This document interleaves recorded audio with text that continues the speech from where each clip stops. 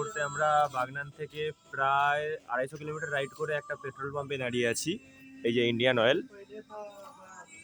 আর এইখানে আমরা মানে খিদে পেয়েছে, যার জন্য আমরা সবাই দাঁড়িয়ে পড়েছি। এখানে ম্যাগি করা চলছে, আপনারা দেখুন।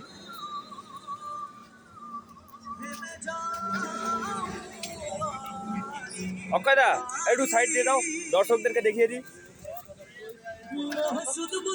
এখানে দর্শক আমাদের ম্যাগি করা চলছে, ম্যাগি চলছে।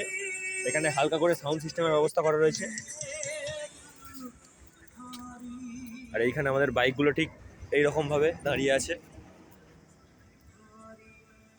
তো আমরা প্রত্যেকটা রাইডই গাইজ এরকম ভাবে এনজয় করি, যে আমরা জায়গায় জায়গায় টেন্ট করি, ক্যাম্প করি, এরকম দাঁড়িয়ে জায়গায় জায়গায় খাবার দাবার খাই।